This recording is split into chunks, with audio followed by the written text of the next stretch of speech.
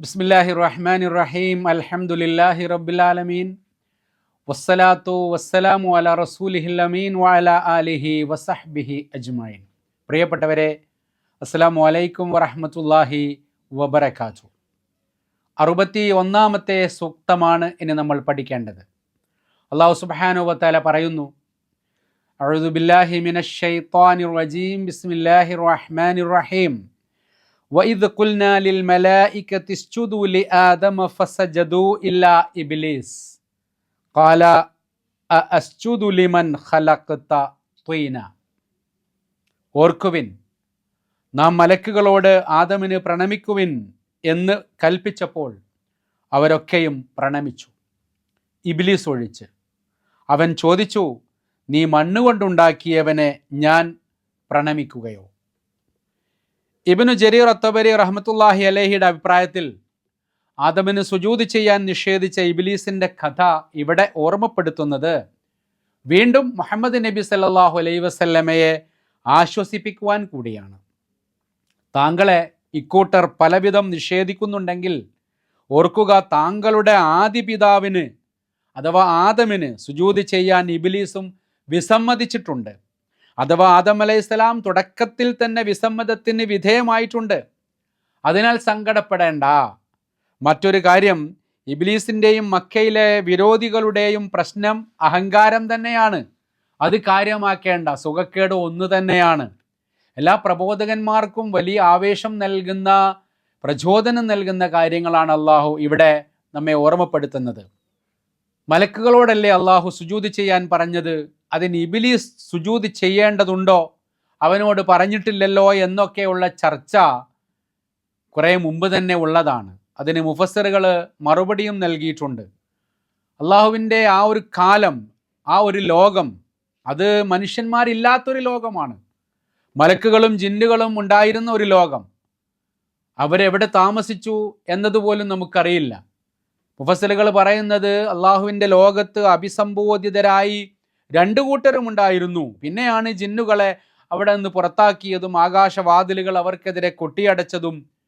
ഇബ്ലീസ് ജിന്ന് വർഗത്തിൽപ്പെട്ടവനായിരുന്നു എന്ന് ഖുർആൻ വ്യക്തമാക്കുന്നുണ്ട്. അപ്പോൾ മലക്കുകളും ജിന്നുകളും അന്നത്തെ ഒരു വാസസ്ഥലത്തിൽ അഭിസംബോധിതരായി ഒന്നായിരുന്നു എന്ന കാര്യം നമുക്കിവിടെയും മനസ്സിലാക്കാം. സാന്ദർഭികമായി അത് സൂചിപ്പിച്ചു എന്നേ ഉള്ളൂ.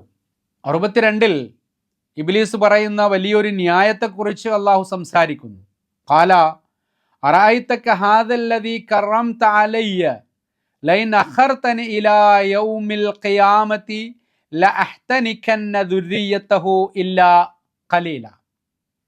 പിന്നെ അവൻ പറഞ്ഞു, അഥവാ ഇബ്ലീസ് പറഞ്ഞു, നീ എന്നേക്കാൾ ശ്രേഷ്ഠനാക്കിയ ഇവൻ അതിനർഹൻ തന്നെയാണോ? നീ എനിക്ക് പുനരുദ്ധാന നാൾ വരെ അവസരം തരികയാണെങ്കിൽ അവൻ്റെ വംശത്തെ മുഴുവൻ ഞാൻ ആ പദവിയിൽ നിന്ന് പിഴുതെറിയുക തന്നെ ചെയ്യും. തുച്ഛമാളുകൾക്ക് മാത്രമേ എന്നിൽ നിന്ന് രക്ഷപ്പെടാൻ കഴിയുകയുള്ളൂ എന്നാണ് ഇബ്ലീസ് പറഞ്ഞത്. അതാണ് അള്ളാഹു ഈ ആയത്തിലൂടെ നമ്മെ അറിയിക്കുന്നത്. നീ മണ്ണുകൊണ്ട് ഉണ്ടാക്കിയവനെ ഞാൻ പ്രണമിക്കുകയോ എന്ന ചോദ്യം തീ കൊണ്ട് സൃഷ്ടിക്കപ്പെട്ട ഞാനാണ് കേമൻ എന്ന അഹങ്കാരത്തിൽ നിന്നുണ്ടായതാണെന്ന വിശദീകരണം നാം മനസ്സിലാക്കിയിട്ടുണ്ട്. എന്നാൽ നീ എന്നേക്കാൾ ശ്രേഷ്ഠനാക്കിയവൻ ഇവൻ, അഥവാ മനുഷ്യൻ. ശ്രേഷ്ഠത ആർക്കാണ് ഇബ്ലീസ് പറയുന്നത്? മനുഷ്യനാണ്. അതിനർഹൻ തന്നെയാണോ?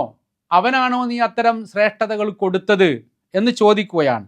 ഈ ആയത്തിൻ്റെ വെളിച്ചത്തിൽ മറ്റൊരു ചർച്ച കൂടി പണ്ഡിതന്മാർക്കിടയിൽ നടക്കുന്നുണ്ട്. ഭൗതികമായി തന്നെ തീ എന്ന് പറയുന്നത് നാശകാരിയാണ്, പ്രത്യുൽപ്പന്നമതിത്വം ഇല്ലാത്തതാണ്. മണ്ണാകട്ടെ അത് ഉൽപാദനശേഷി ഉള്ളതാണ്, തീയെ കെടുത്താൻ പോലും ശക്തിയുള്ളതാണ്. അതിനാൽ തീയാണോ വലുത്, മണ്ണാണോ വലുത്? അതൊരു വലിയ ചർച്ചയാണ്. നീ എന്നെയായിരുന്നു മണ്ണുകൊണ്ട് സൃഷ്ടിക്കേണ്ടിയിരുന്നത്, നീ എന്നെയാണ് ഭൂമിയിൽ ഖലീഫയാക്കേണ്ടിയിരുന്നത്, പക്ഷെ നീ അവനാണ് ശ്രേഷ്ഠത നൽകിയത് എന്നാണോ ഇബ്ലീസ് പറഞ്ഞത്?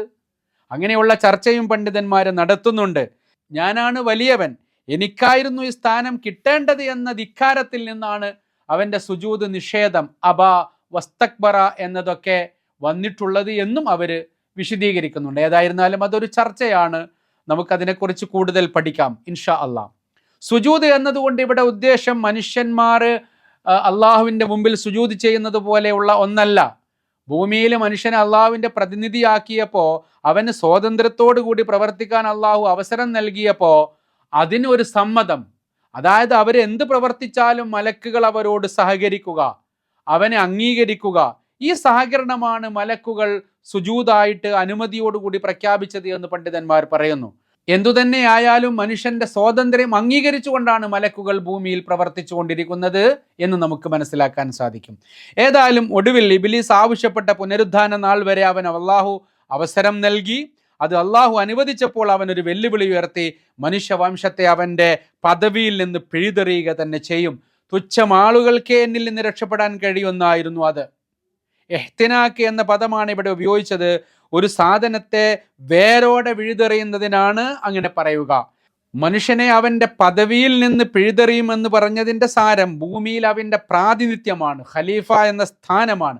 ആ ദൗത്യം നിർവഹിക്കുന്നതിൽ നിന്ന് മനുഷ്യനെ ഞാൻ പരാജയപ്പെടുത്തുമെന്നാണ് ഉദ്ദേശിച്ചത് എന്ന് മുഫസ്സിറുകൾ പറയുന്നുണ്ട്.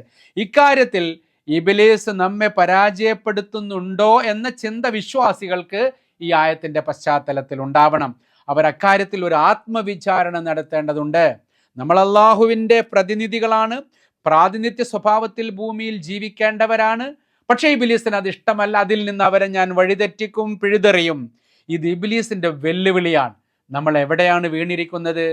ഇബ്ലീസിൻ്റെ പാതയിലാണോ നമ്മൾ പോയിരിക്കുന്നത്, പെട്ടിരിക്കുന്നത് എന്ന് പരിശോധിക്കണം. മനുഷ്യരെ വഴിതെറ്റിക്കുക, വക്രതയിൽപ്പെടുത്തുക, ഇത്തരം ഉത്തരവാദിത്തത്തിൽ നിന്ന് അവരെ അകറ്റുക, അനുസരണക്കേട് പ്രേരിപ്പിക്കുക, അധാർമികതയിൽ തള്ളിയിടുക തുടങ്ങിയ കാര്യങ്ങളെല്ലാം അവൻ്റെ വസ്വാസിലൂടെ അവൻ പ്രേരിപ്പിച്ചു കൊണ്ടിരിക്കുന്ന ഒരു വെല്ലുവിളിയാണ് എന്ന് മുഫസ്സിറുകൾ അഭിപ്രായപ്പെടുന്നുണ്ട്. അല്പം ആളുകളെ ഒഴിച്ച് എന്ന് ഇബ്ലീസ് തന്നെ പറഞ്ഞത് ഇബ്ലീസിന് വഴിപ്പെടാത്ത അള്ളാഹുവിൻ്റെ യഥാർത്ഥ ദാസന്മാരെ കുറിച്ചാണ്. എല്ലാവരെയും അങ്ങനെ കിട്ടില്ല എന്ന് അവന് തന്നെ ബോധ്യമുണ്ട്. നമ്മൾ ഏത് കൂട്ടത്തിലാണെന്ന് നമ്മൾ തീരുമാനിക്കണം. അവന് കിട്ടിയ കൂട്ടത്തിലാണോ കിട്ടാത്ത കൂട്ടത്തിലാണോ? എൻ്റെ യഥാർത്ഥ അടിമകൾക്ക് മേൽ നിനക്ക് അധികാരം സ്ഥാപിക്കാൻ കഴിയില്ല എന്ന് ഖുർആൻ തന്നെ പറയുമ്പോൾ നമ്മൾ ഏതിൽ ഉൾപ്പെടുമെന്ന് നമ്മൾ ചിന്തിക്കണം. മറ്റു ചിലർ പറയുന്നത് അതുകൊണ്ട് ഉദ്ദേശം പാപ സുരക്ഷിതത്വമുള്ള മഅ്സൂമുകൾ, പ്രവാചകന്മാരെ വഴിതെറ്റിക്കാൻ എനിക്ക് സാധിക്കുകയില്ല എന്ന അഭിപ്രായവും ആ വിഷയത്തിൽ വന്നിട്ടുണ്ട്. ആദ്യം പറഞ്ഞ അഭിപ്രായത്തിന് കൂടുതൽ മുൻഗണനയുമുണ്ട്. ഏതായിരുന്നാലും മനുഷ്യരുടെ ഇടത്തു നിന്നും വലത്തു നിന്നും മുന്നിൽ നിന്നും പിന്നിൽ നിന്നും ഞരമ്പിലൂടെയും രക്തത്തിലൂടെയും സഞ്ചരിച്ച് വഴിതെറ്റിക്കുമെന്നും അവരെ കൊണ്ട് നരകം നിറക്കുമെന്നും മനുഷ്യന്റെ ആജന്മ ശത്രുവായ ഇബ്ലീസ് അള്ളാഹുവിനോട് വെല്ലുവിളി നടത്തിയത് ഈ ആയത്തിൻ്റെ വെളിച്ചത്തിൽ നാം ഗൗരവത്തോടെ ഓർക്കുകയും ഈ വിഷയത്തിൽ ജാഗ്രത കാണിക്കുകയും ചെയ്യണം. സ്വാഭാവികമായി 11 മാസത്തോളം നമ്മൾ പിശാചിൻ്റെ തോളിൽ കൈയിട്ട് അവൻ പറഞ്ഞത് കേട്ട് കണ്ടു പോന്നവരാണ്. ഈ റമദാൻ മാസത്തിൽ അവനോട് എന്നേക്കുമായി സലാം പറയാൻ സാധിക്കണം. അവനെ അല്ല അനുസരിക്കേണ്ടത്. നമ്മളുടെ റൂഹിന് മേൽക്കൈ നേടുന്ന ഈ ഒരു റമദാൻ മാസത്തിൽ പിശാചിന് എല്ലാ നിലക്കും നശിപ്പിക്കാനുള്ള കണ്ടന്റുകളാണ് റമദാൻ മാസത്തിൽ ഉള്ളടക്കം ചെയ്തിട്ടുള്ളത് എന്നുകൂടി സാന്ദർഭികമായി സമയത്ത് ഓർക്കുന്നത് നല്ലതാണ്. തഖ്വയുടെ യഥാർത്ഥ ഉദ്ദേശത്തിലേക്ക് പോകണമെങ്കിൽ ഈ ആജന്മ ശത്രുവായ പിശാചിനോട് പോരാടാനുള്ള പരിശീലനം വേണം. നമ്മൾ വെള്ളം ഉപേക്ഷിച്ച്, ഭക്ഷണം ഉപേക്ഷിച്ച്, ശരീരത്തെ അവഗണിച്ച് പിശാചിനോട് നമ്മൾ ഏറ്റവും ഒടുവിൽ തിരസ്കരിക്കുന്ന ഒരു ബുദ്ധി എല്ലാം ഒഴിവാക്കാനുള്ള കരുത്ത് നേടിക്കൊണ്ട് തന്നെ പിശാചിനെ കൂടി തിരസ്കരിക്കാനുള്ള കരുത്ത് 30 ദിവസം കൊണ്ട് നമ്മൾ നേടുമ്പോഴാണ് റമദാൻ സാർത്ഥകമാകുന്നത് എന്നുകൂടി ഈ സന്ദർഭത്തിൽ നമ്മൾ ഓർക്കേണ്ടതുണ്ട്. തുടർന്ന് 63-ാമത്തെ സൂക്തത്തിൽ അല്ലാഹു സുബ്ഹാനഹു വ തആല പറയുന്നു, ഖാല ദഹബ ഫമൻ തബഅക മിൻഹും ഫഇന്ന ജഹന്നമ ജസാഉകും ജസാഅൻ മഗ്ഫൂറ. അള്ളാഹു അരുളി, ശരി, നീ പോയിക്കൊള്ളുക. അവരിൽ വല്ലവരും നിന്നെ പിന്തുടരുകയാണെങ്കിൽ നിന്നോടൊപ്പം അവർക്കൊക്കെയും നരകം മതിയായ പ്രതിഫലം തന്നെയാകുന്നു എന്നാണ്. തന്നെ ഖിയാമത്ത് നാൾ വരെ പിന്തിച്ചിടണമെന്ന ഇബ്ലീസിൻ്റെ അപേക്ഷയ്ക്കുള്ള മറുപടിയാണിത്. ശരി, നീ പോയിക്കൊള്ളുക. ഖുർത്തുബി റഹ്മത്തുള്ളാഹി പറയുന്നത് പോവുക എന്ന ശൈലി ഇവിടെ ഇബ്ലീസിനോടുള്ള നിന്ദ്യത കൂടി സൂചിപ്പിക്കുന്നുണ്ട്. നിനക്ക് നാം നൽകിയ അവസരം ഉപയോഗപ്പെടുത്തി ആദം സന്തതികളെ വഴിപിഴപ്പിക്കാൻ നോക്ക്.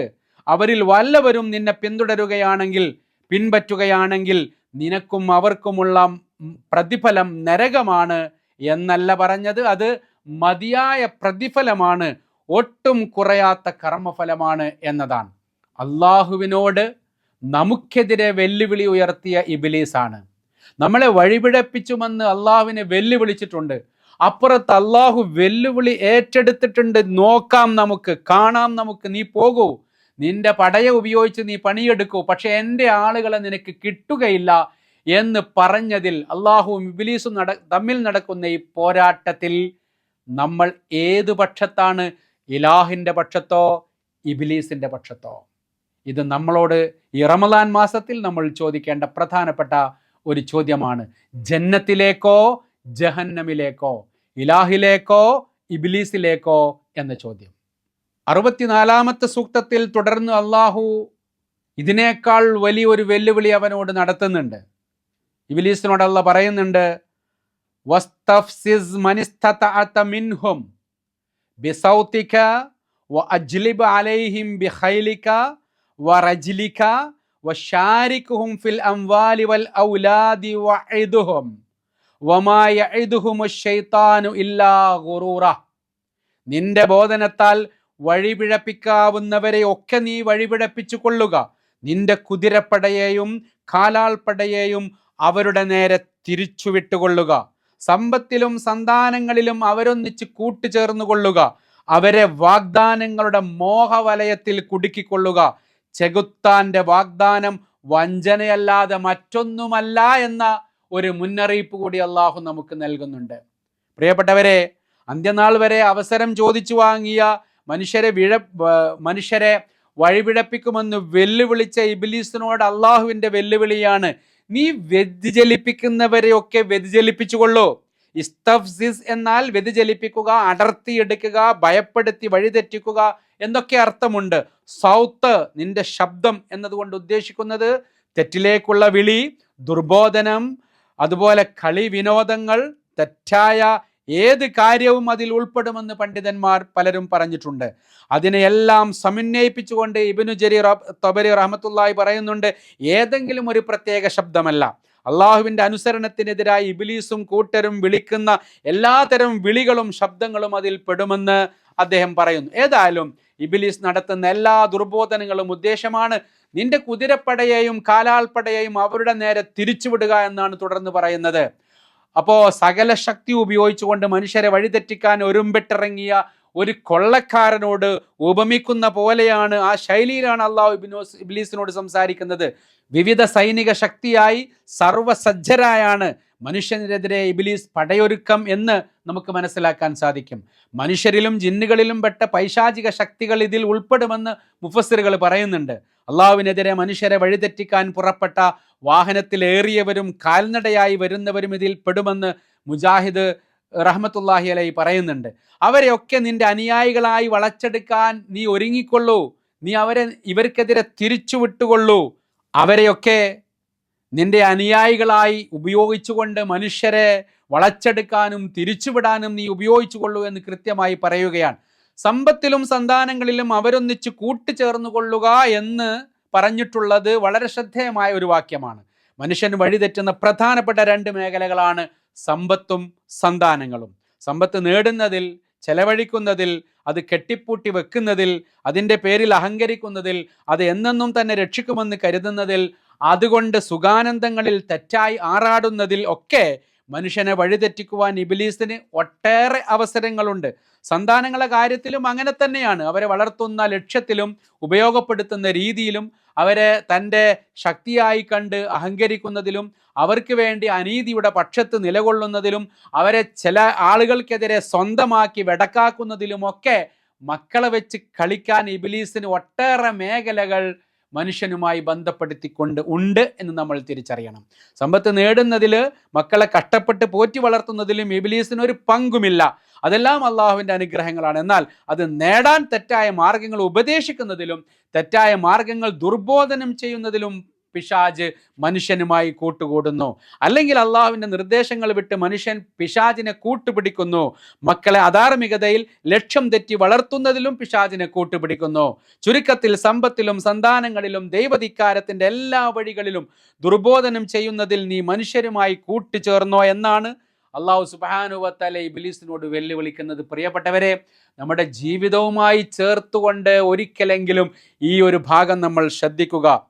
ദാമ്പത്യ ബന്ധത്തിൽ ഏർപ്പെടുമ്പോൾ പോലും പിശാചിൽ നിന്ന് രക്ഷ തേടണമെന്ന് വിശ്വാസികൾ കൽപ്പിക്കപ്പെട്ടത് ഇതിനോട് ചേർത്ത് വായിക്കേണ്ടതാണ്. എന്നിട്ട് എങ്ങോട്ടാണ് നമ്മൾ മക്കളെ വളർത്തുന്നതിൽ, തെറ്റായി വളർത്തുന്നതിൽ, ഇസ്ലാമിക കാര്യങ്ങൾ വസ്ത്രധാരണ രീതിയിലും അല്ലാത്തതിലും ധിക്കരിക്കുന്ന സ്വാതന്ത്ര്യം അവർക്ക് കൊടുക്കുന്നതിലൊക്കെ വലിയ ശ്രദ്ധ നമുക്കുണ്ടാവേണ്ടതുണ്ട്. വാഗ്ദാനങ്ങൾ നൽകുക എന്ന മറ്റൊരു ആഹ്വാനമാണ് അള്ളാഹു ഇബ്ലീസിനോട് നടത്തുന്നത്.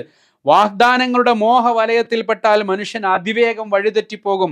അതിൽ കുടുങ്ങിയാൽ പിന്നെ അവൻ രക്ഷപ്പെടില്ല. പിശാചിന്റെ വാഗ്ദാനങ്ങളാവട്ടെ അത്യധികം ആകർഷകമായിരിക്കുമെന്ന കാര്യത്തിൽ സംശയമില്ല.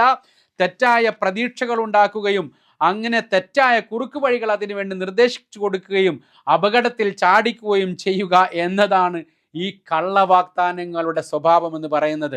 അള്ളാഹുവിൻ്റെ വാഗ്ദാനങ്ങൾ പാലിക്കപ്പെടുമെന്നും എന്നാൽ പിശാചിന്റെ വാഗ്ദാനങ്ങൾ വെറും വഞ്ചന മാത്രമാണെന്നും അതിൽ കുടുങ്ങാതെ നോക്കണമെന്നും അള്ളാഹു മുൻകൂട്ടി നമ്മളെ അറിയിക്കുകയാണ്. ഇതാണ് ഏറ്റവും വലിയ ഖുർആനിൻ്റെ നേട്ടം. വരാൻ പോകുന്ന കാര്യങ്ങളെ നമ്മളോട് പറഞ്ഞു തരുന്നു.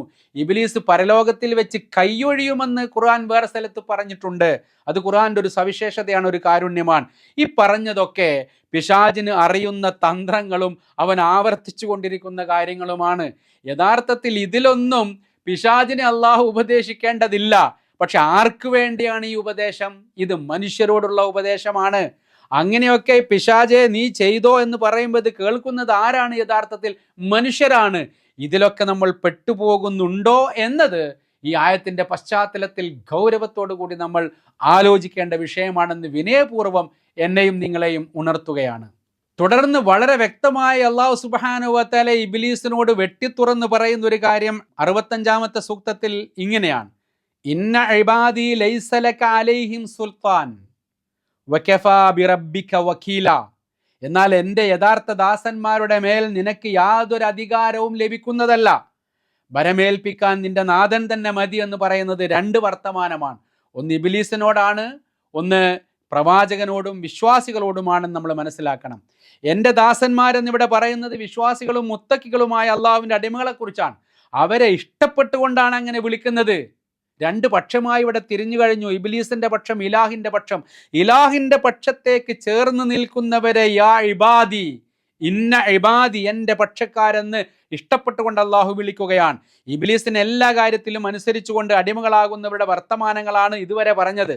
അതിനുശേഷം ഇലാഹിന്റെ അടിമകളെ പരിചയപ്പെടുത്തിക്കൊണ്ട് ഇബ്ലീസിനോട് തുറന്നു പറയുകയാണ്, അവരെ ചേർത്ത് പിടിച്ചുകൊണ്ട് പറയുകയാണ്, നിശ്ചയം അവരുടെ മേൽ നിനക്ക് യാതൊരു അധികാരവും ലഭിക്കുന്നതല്ല, എൻ്റെ ഈ മകനെ നിന്റെ കളിക്ക് കിട്ടുന്നതല്ല എന്നൊക്കെയുള്ള ശൈലിയിൽ നമ്മൾ സംസാരിക്കാറുണ്ട്. മകനെ ചേർത്ത് പിടിച്ചുകൊണ്ട്, മക്കളെ ചേർത്ത് പിടിച്ചുകൊണ്ട് അങ്ങനെ പറയാറുണ്ടല്ലോ. ഇവിടെ പറഞ്ഞ സുൽത്താൻ എന്ന് പറയുന്ന പ്രയോഗത്തിന് രണ്ട് ഉദ്ദേശങ്ങളുണ്ടെന്ന് തഫ്സീറിൽ ഖുർആനിൽ പലരും പറയുന്നുണ്ട്. ഒന്ന്, മനുഷ്യരെ നിർബന്ധിച്ച് തൻ്റെ മാർഗത്തിലേക്ക് വലിച്ചു കൊണ്ടുവരാനുള്ള അധികാരമൊന്നും ഇബ്ലീസിനില്ല, അത് അവൻ്റെ സുൽത്താനിൽപ്പെട്ടതല്ല.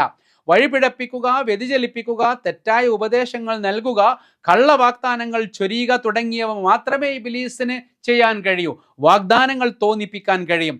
അഥവാ അവൻ്റെ വാക്കുകൾ സ്വീകരിക്കുന്നതും സ്വീകരിക്കാതിരിക്കുന്നതും അടിമകളുടെ അധികാരത്തിൽപ്പെട്ടതാണ്, ഇബ്ലീസിന്റെ അധികാരത്തിൽപ്പെട്ടതല്ല. അവന് ചില പരിമിതികൾ ആ വിഷയത്തിലുണ്ട്. രണ്ടാമത്തെ കാര്യം, അള്ളാഹുവിൻ്റെ സദ്വൃത്തരായ ദാസന്മാരുടെ മേൽ ഇബ്ലീസിന്റെ അധികാരമൊന്നും നടക്കില്ല എന്നാണ് അതുകൊണ്ട് ഉദ്ദേശിക്കുന്നത് എന്നും മുഫസ്സിറുകൾ പറയുന്നുണ്ട്.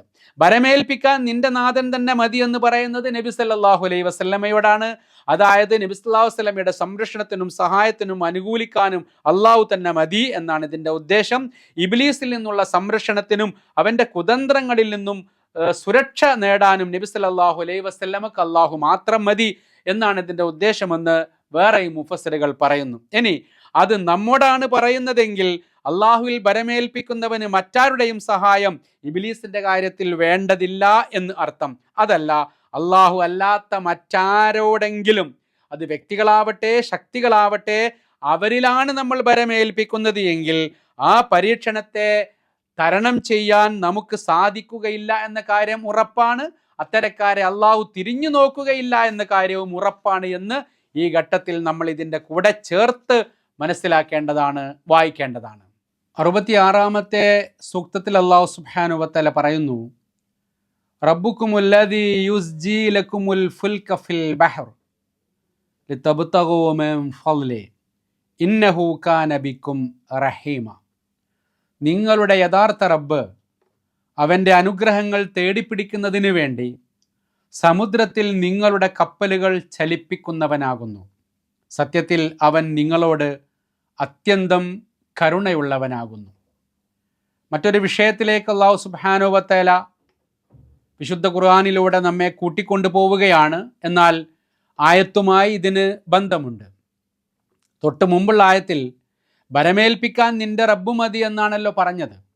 ആ റബ്ബ് ആരാണെന്ന് തെളിയിക്കുകയാണ് മനുഷ്യൻ ജീവിതത്തിൽ അനുഭവിച്ചു കൊണ്ടിരിക്കുന്ന അനിഷേധ്യമായ ചില യാഥാർത്ഥ്യങ്ങളിലൂടെ തുടർന്നു വരുന്ന ആയത്തുകളിലൂടെ അള്ളാഹു ചെയ്യുന്നത്. ചെറിയ കാറ്റുകളിലൂടെ കടലിൽ കപ്പലിനെ ചലിപ്പിക്കുന്നതിന് പ്രയോഗിക്കുന്ന ശൈലിയാണ് ഇസ്ജാ ഉൽ ഫുൽക്ക് എന്ന് ഖുർത്തുബി റഹ്മത്തുള്ളാഹി അലൈഹി പറയുന്നുണ്ട്. നൂഹ് നബി അലൈഹിസ്സലാമയിലൂടെ അള്ളാഹു മാനവരാശിക്ക് ആദ്യമായി കപ്പൽ നിർമ്മാണം പഠിപ്പിച്ചത് ഇവിടെ നമുക്ക് ഓർക്കാവുന്നതാണ്. ഇപ്പോൾ നിങ്ങൾ സമുദ്രത്തിൽ ഉപയോഗിക്കുന്ന നൗകകളെ കാറ്റുകൾ കൊണ്ട് ചലിപ്പിക്കുന്നത് അള്ളാഹുവാണ് എന്ന് പറയുകയാണ്. അത് നിങ്ങളുടെ റബ്ബ് നിങ്ങളോട് കാണിക്കുന്ന വലിയ അനുഗ്രഹമാണ്. മഹാസമുദ്രങ്ങൾ കൊണ്ട് വിഭജിക്കപ്പെട്ട നാടുകളെ തമ്മിൽ ബന്ധിപ്പിക്കാനുള്ള അക്കാലത്തെ ഏക മാർഗമാണത്. സാമ്പത്തികമായി, നാഗരികമായി, വൈജ്ഞാനികമായി, ഗവേഷണപരമായി ഒട്ടേറെ കാര്യങ്ങൾ നിങ്ങളുടെ നൗക ഉപയോഗപ്പെടുത്തിക്കൊണ്ട് കടലുകളെ മുറിച്ചു കടന്നുകൊണ്ട് നിങ്ങൾക്ക് പോകാൻ സാധിക്കുന്നത് അത്തരം നൗകകളെ ചലിപ്പിക്കുന്ന ഒരു കാറ്റ് അള്ളാഹു സൃഷ്ടിച്ചതുകൊണ്ടും അവൻ ആ കാര്യം ചെയ്യുന്നത് കൊണ്ടുമാണ്. എന്നാൽ നൗകകൾ ഉള്ളത് കൊണ്ട് മാത്രം കാര്യം നേടാൻ പറ്റില്ല. കപ്പലോട്ടാൻ മറ്റ് ഇന്ധനങ്ങൾ ഒന്നുമില്ലാത്ത കാലത്താണ് അങ്ങോട്ടും ഇങ്ങോട്ടും അടിച്ചു വീശുന്ന കാറ്റുകളെ നൗകകളുടെ സഞ്ചാരത്തിന് ഇന്ധനമായി അള്ളാഹു ഏർപ്പാട് ചെയ്തിരിക്കുന്നത് എന്നുകൂടി ഈ ഘട്ടത്തിൽ മനസ്സിലാക്കണം. അള്ളാഹു ഭൂമിയിൽ പലയിടത്തായി ഒരുക്കി വെച്ചിട്ടുള്ള പലതരം അനുഗ്രഹങ്ങൾ തേടിപ്പിടിക്കാനാണ് ഇങ്ങനെയൊരു സംവിധാനം അള്ളാഹു ചെയ്തിട്ടുള്ളത്. അവൻ നിങ്ങളോട് അത്യന്തം കരുണയുള്ളവനാണെന്ന സത്യം ഇതുവഴി നിങ്ങൾ മനസ്സിലാക്കണം. ഇതൊക്കെ നിങ്ങളുടെ റബ്ബിൻ്റെ ദൃഷ്ടാന്തങ്ങളാണ്. അതിൽ നിന്നൊക്കെ പാഠം ഉൾക്കൊണ്ട് ഇബ്ലീസിൽ നിന്ന് അകന്ന് ഇലാഹിലേക്ക് നിങ്ങൾ അടുക്കണം. നിങ്ങൾ ചെയ്യേണ്ടത് അതാണ് എന്ന് സൂചിപ്പിക്കുന്നു. ഈ ആയത്തിലൂടെ 4 അനുഗ്രഹങ്ങളെപ്പറ്റി ഈ ആയത്തിൽ എടുത്തു പറഞ്ഞിട്ടുണ്ട്. ഒന്ന് സമുദ്രമാണ്, മറ്റൊന്ന് കപ്പലാണ്, മൂന്നാമത്തത് കപ്പലിൻ്റെ സഞ്ചാരമാണ്, നാലാമത്തത് അള്ളാഹു ഭൂമിയിൽ പല ഭാഗത്ത് നിക്ഷേപിച്ചിട്ടുള്ള അനുഗ്രഹങ്ങൾ തേടിപ്പിടിക്കുക. ആ അനുഗ്രഹങ്ങളെക്കുറിച്ചാണ് പറയുന്നത്. ഇതിൻ്റെ ഒക്കെ കാരണം കാരുണ്യവാനായ റബ്ബാണ്. അവനിലാണ് നിങ്ങൾ ഭരമേൽപ്പിക്കേണ്ടത് എന്നുകൂടി ഇവിടെ കണക്ട് ചെയ്ത് പറയുകയാണ് റബ്ബ് സുബ്ഹാനഹു വ തആല. എന്നിട്ട് മനുഷ്യർക്ക് കടലിൽ ഉണ്ടാകുന്ന വളരെ പ്രധാനപ്പെട്ട ചില അവസ്ഥകളെപ്പറ്റി മനോഹരമായി വിശദീകരിക്കുന്നു. വഇദാ മസ്സകുമുൽ ദുർറു ഫിൽ ബഹരി ളല്ല മൻ തദ്ഊന ഇല്ലാ ഇയ്യാഹ് ഫലമ്മാ നജ്ജാകും മിനൽ ബർരി അഅറദ്തും വകാനൽ ഇൻസാനു കഫൂറ. സമുദ്രത്തിൽ ആപത്തണിയുമ്പോൾ അവനെ കൂടാതെ നിങ്ങൾ പ്രാർത്ഥിച്ചു കൊണ്ടിരിക്കുന്നവരൊക്കെയും നിങ്ങളെ വിട്ട് അപ്രത്യക്ഷരാകുന്നു. എന്നാൽ അവൻ നിങ്ങളെ കരയിലേക്ക് രക്ഷപ്പെടുത്തിയാലോ അപ്പോൾ നിങ്ങൾ അവനിൽ നിന്ന് തിരിഞ്ഞു കളയുന്നു. വാസ്തവത്തിൽ മനുഷ്യൻ മഹാ നന്ദി കെട്ടവൻ തന്നെ. അൽ-ദുർർ എന്ന് പറഞ്ഞാൽ ആപത്ത്, വിപത്ത്, കടുത്ത പ്രയാസമുള്ള കാര്യങ്ങൾ എന്നൊക്കെ അറബി ഭാഷയിൽ അർത്ഥമുണ്ട്. ഖുർത്തുബി റഹ്മത്തുള്ളാഹി അലൈഹിയുടെ അഭിപ്രായത്തിൽ സമുദ്രത്തിൽ മുങ്ങിപ്പോകുമെന്ന കടുത്ത പേടി, രക്ഷപ്പെടാൻ മറ്റൊരു വഴിയുമില്ലാത്ത സന്ദർഭത്തിലെ ഭയം തുടങ്ങിയ സന്ദർഭങ്ങളിലാണ് അതിനോട് ഏറ്റവും നല്ല യോജിച്ച പദമാണ് അൽ-ദുർർ എന്ന് പറയുന്നത്. ഇത്തരം ഒരു ആപത്ത് ഘട്ടത്തിൽ നിങ്ങൾ സാധാരണ വിളിച്ചു പ്രാർത്ഥിക്കുന്ന താൽക്കാലിക ദൈവങ്ങളും ശക്തികളും നിങ്ങളുടെ മനസ്സിൽ നിന്ന് മാഞ്ഞു പോകുന്നു. ലല്ല എന്ന് പറയുന്ന പ്രയോഗം ഇവിടെ വളരെ സന്ദർഭോചിതമായിട്ടാണ് ഉപയോഗിച്ചിരിക്കുന്നത്. നഷ്ടപ്പെട്ടു പോവുക, അപ്രത്യക്ഷമാവുക എന്നൊക്കെ ഈ വാക്കിന് അർത്ഥമുണ്ട്. ഖുർത്തുബി റഹ്മത്തുള്ളാഹി അലൈഹി നൽകുന്ന വിശദീകരണം അനുസരിച്ച് ഇത് അള്ളാഹു അല്ലാത്ത മനുഷ്യർ ദൈവങ്ങളെന്ന് കരുതുന്ന എല്ലാറ്റിനുമുള്ള നിന്ദ്യതയാണ്. ബിംബങ്ങളും വിഗ്രഹങ്ങളും അവയുടെ പ്രകൃതി അനുസരിച്ച് തന്നെ ദുർബലമാണെന്ന കാര്യം മനുഷ്യന് തന്നെ അറിയാവുന്നതാണ്. ഇത്തരം അതിദുർഘട ഘട്ടത്തിൽ അവർക്കൊന്നും യാതൊന്നും ചെയ്യാൻ കഴിയില്ല എന്ന കാര്യം മനുഷ്യന്റെ മനസ്സിന്റെ അടിത്തട്ടിലുള്ള ബോധമാണ്. അതുകൊണ്ട് തന്നെയാണ് ഇത്തരം നിർണായക സന്ദർഭത്തിൽ അവരെ വിളിച്ചു തേടാൻ മനുഷ്യന് തോന്നാതിരിക്കുന്നതും. അള്ളാഹുവിനെ കൂടാതെ നിങ്ങൾ പ്രാർത്ഥിച്ചു കൊണ്ടിരിക്കുന്നവരൊക്കെയും നിങ്ങളെ കൈവിട്ട് അപ്രത്യക്ഷരാകുന്നു എന്ന ഖുർആനിക ശൈലി അപാരമാണ്.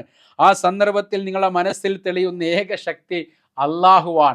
അവരൊക്കെ ഓടിപ്പോകുമെന്നല്ല പറഞ്ഞത്, അവരെ ഒന്നും നിങ്ങൾ ഓർക്കുകയില്ല, ഡയറക്റ്റ് നിങ്ങൾ ഓർക്കുന്നത് ആ സമയത്ത് അള്ളാഹുവിനെ ആയിരിക്കും കടലിൽ കുടുങ്ങുമ്പോൾ എന്നാണ്. ഇബ്നു കസീർ റഹ്മത്തുള്ളാഹി അലൈഹി തൻ്റെ തഫ്സീറിൽ ഈ ആയത്ത് വിശദീകരിച്ചുകൊണ്ട് അബൂജഹലിൻ്റെ പുത്രൻ ഇക്രിമയുടെ ഒരു കഥ പറയുന്നുണ്ട്. എന്താണ് ആ കഥ? മക്കം ഫത്തയുടെ ഘട്ടത്തിൽ നബി സല്ലല്ലാഹു അലൈഹി വസല്ലമയിൽ നിന്ന് രക്ഷപ്പെടാൻ വേണ്ടി അബൂജഹലിൻ്റെ പുത്രൻ ഇക്രിമ ഹബ്ഷയിലേക്ക് കപ്പൽ കയറി. കപ്പൽ കനത്ത കൊടുങ്കാറ്റിൽ നടുവിൽപ്പെട്ടു, കടലിന് നടുവിൽ. രക്ഷപ്പെടാൻ വഴി ഒന്നുമില്ലെന്ന് കണ്ടപ്പോൾ ജനങ്ങൾ പരസ്പരം പറഞ്ഞു, ഏകനായ രക്ഷിതാവിനോട് തേടുകയല്ലാതെ മറ്റു വഴിയൊന്നും നമ്മുടെ മുമ്പിലില്ല. ഇത് കേട്ട ഇക്രിമ മനസ്സിൽ പറഞ്ഞു, അള്ളാഹുവാണ്, കടലിൽ രക്ഷ അവൻ മാത്രമാണെങ്കിൽ കരയിലും രക്ഷ അവൻ തന്നെ ആയിരിക്കില്ലേ? അപ്പോഴാണ് അദ്ദേഹം ഇക്രിമ പ്രാർത്ഥിക്കുന്നത്, അബൂജഹലിൻ്റെ പുത്രൻ, അള്ളാഹുവേ, നീ എന്നെ ഈ വിപത്തിൽ നിന്ന് രക്ഷപ്പെടുത്തിയാൽ ഞാൻ നിന്റെ മാർഗത്തിൽ വരുമെന്ന് ഞാനിതാ പ്രതിജ്ഞ ചെയ്യുന്നു. ആ കടൽ ദുരന്തത്തിൽ നിന്ന് ഇക്രിമ രക്ഷപ്പെടുകയും ആരെ പേടിച്ചാണോ ഓടിപ്പോയത് അതേ പ്രവാചകൻ മുഹമ്മദ് മുസ്തഫ സല്ലല്ലാഹു അലൈഹി വസല്ലമയുടെ ചാര വന്ന് ഇക്രിമ ഇസ്ലാം വിശ്വസിക്കുകയും ചെയ്തു എന്നാണ് ചരിത്രം. ഒരിക്കലും തകരില്ലെന്ന് വെല്ലുവിളിച്ച് പുറപ്പെട്ട ടൈറ്റാനിക് കപ്പലിൻ്റെ ദുരന്തപൂർണമായ അന്ത്യം ഇക്കാലത്തെ മനുഷ്യർക്ക് ഈ ആയത്തിൻ്റെ വെളിച്ചത്തിൽ ഒട്ടേറെ പാഠങ്ങൾ നൽകുന്നുണ്ട്. കടലും കപ്പലും ഇന്നും സജീവമാണ്. ഖുർആൻ പറഞ്ഞ അവസ്ഥയും പലപ്പോഴും പലർക്കും സംഭവിക്കാറുണ്ട്. അത്തരം ഘട്ടത്തിൽ അവർ അള്ളാഹുവിനോട് പ്രാർത്ഥിക്കാറുമുണ്ട്. എന്നാൽ അങ്ങനെ രക്ഷപ്പെടുത്തിയാൽ അവർ അള്ളാഹുവിൽ നിന്ന് തിരിഞ്ഞു കളയുന്നു എന്നാണ് തുടർന്ന് പറയുന്നത്. ആറൽത്തും, നിങ്ങൾ തിരിഞ്ഞു കളയുന്നു എന്നതിന് പല അർത്ഥങ്ങളുണ്ട്.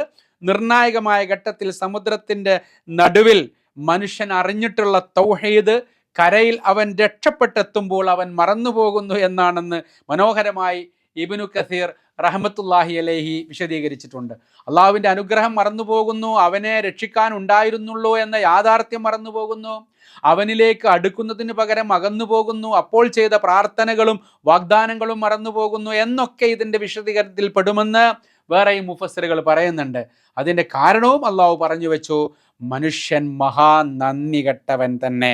ഇവിടെ പറഞ്ഞ കുഫർ പല അർത്ഥത്തിലും അനുഗ്രഹ നിഷേധത്തിൻ്റെതാവാം, അല്ലാത്തതാവാം. ഏതായിരുന്നാലും മനുഷ്യൻ മഹാ നന്ദികേട് കാണിക്കുന്ന ഒരു കാഫിറാണ് എന്ന് അള്ളാഹു സുബ്ഹാനഹു വ തആല പറയുന്നത് കുറിക്ക് കൊള്ളുന്ന ഒരു വാക്കാണ്. പ്രിയപ്പെട്ടവരെ, ജീവിതഗന്ധിയായ ഉദാഹരണങ്ങളിലൂടെയാണ് വിശുദ്ധ ഖുർആൻ സഞ്ചരിക്കുന്നത്. ചിലപ്പോൾ അത് കരയിലൂടെ, ചിലപ്പോൾ അത് കടലിലൂടെ, മനുഷ്യ ജീവിതത്തിലൂടെ സഞ്ചരിക്കുകയാണ്. ഈ ഖുർആൻ നമ്മുടെ ജീവിതത്തിൽ എത്രത്തോളം ഉണ്ട്, അതിൻ്റെ ആഴങ്ങളിലേക്ക് നമ്മൾ എത്ര ഇറങ്ങിയിട്ടുണ്ട്, ജീവിതഗന്ധിയായ അത്തരം ഉദാഹരണങ്ങൾ നമ്മൾ എത്രമാത്രം ഉൾക്കൊണ്ടിട്ടുണ്ട്. എവിടെയാണ് നമ്മളും ഖുർആനും ഉള്ളത്? ഖുർആൻ ഒരു താഴ്വരയിലാണ്, നമ്മൾ മറ്റൊരു താഴ്വരയിലാണ്. ഈ വിശുദ്ധ റമദാനും ഈ വിശുദ്ധ ഖുർആനും തമ്മിലുള്ള ബന്ധം നമുക്കറിയാം. പരമാവധി ഖുർആനിലൂടെ ജീവിക്കുക എന്നത് മാത്രമാണ് കാലിക പ്രശ്നങ്ങൾക്കുള്ള പരിഹാരം. ഇത് തിരിച്ചറിഞ്ഞാൽ നമ്മൾ ധന്യരായി. ഇൻഷാ അല്ലാഹ് അതിന് അള്ളാഹു നമ്മെ അനുഗ്രഹിക്കുമാറാവട്ടെ. അസ്സലാമു അലൈക്കും വറഹ്മത്തുള്ളാഹി വബറകാതുഹു.